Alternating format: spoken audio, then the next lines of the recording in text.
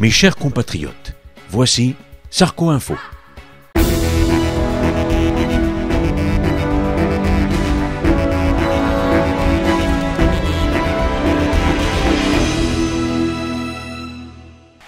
Ah, franchement, j'ai une de ces patates, moi, hein. C'est vraiment la journée des bonnes nouvelles, hein. D'abord, le parrain corse de la vie politique s'est enfin mis à table, hein. J'aurais raté ça sous aucun prétexte. Qu'est-ce qu'on a rigolé, hein. Il leur a mis une bonne fessée à ces fouilles-merdes de journalistes, hein. Vous avez qu'à faire votre boulot. Après tout, vous êtes enquêteur. Mais enquêtez, faites votre travail. Mais c'est dans la procédure, madame. Mais c'est dans la procédure, lisez la procédure. Mon ambition, c'est pas de passer ici comme le champion de la balance, hein. Quant à Chirac et Villepin, oulala, leurs oreilles ont dû teinter, hein. C'est que dans toute cette affaire, depuis qu'elle a éclaté, le président de la République, l'ancien président de la République, Jacques Chirac, n'ait jamais assumé ses responsabilités. Et je l'accuse de ne pas avoir assumé ses responsabilités. Il en est de même d'ailleurs pour Dominique de Villepin. Tous deux ont manqué à leur devoir. Voilà, et ça c'est rien, hein, je peux vous dire. Il en a encore 10 fois pire sous le coup de Papy Charlie, hein. Moi, en tant que téléspectateur, j'adore ça. Ça rappelle les tontons flingueurs. Mais en tant que président, va quand même falloir que je siffle la fin de la récré, hein. Parce qu'à un moment, comme disait Audiard, entre truands, les bénéfices, ça se partage. La réclusion, ça s'additionne. Deuxième bonne nouvelle, la police japonaise vient enfin d'arrêter l'ennemi public numéro 1 des Nippons. Tamagotchi, c'est un individu très dangereux qui déshonorait notre peuple. Jamais il ne payait ses billets d'avion, il était infect et il ne se nourrissait que de choses considérées comme ignobles chez nous, comme la tête de veau sauce grébiche.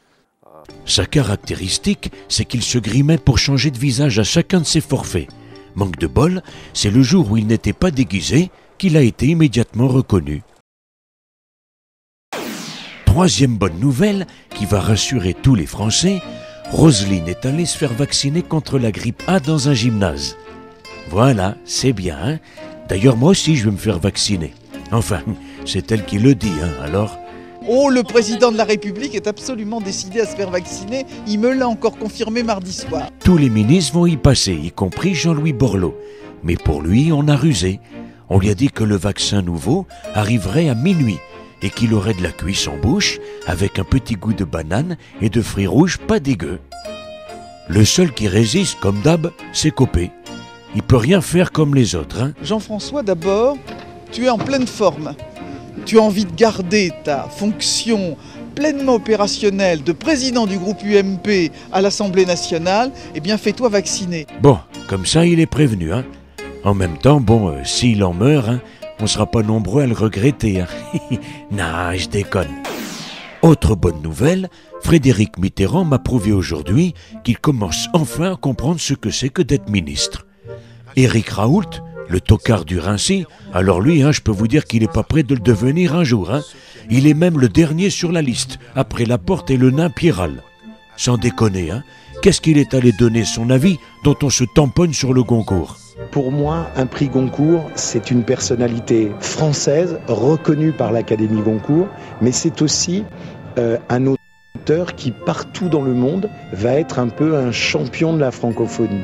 Si le champion de la francophonie, c'est quelqu'un qui... Mais ta gueule, hein. De toute façon, le seul livre que t'as lu, c'est Titeuf. Et encore, t'as regardé que les dessins. Et là, le Fredo, il a bien joué, hein. Écoutez comment il botte en touche. Ça me regarde en tant que citoyen, ça ne me concerne pas en tant que ministre. Voilà, bravo Fredo, c'est le métier qui rentre, hein.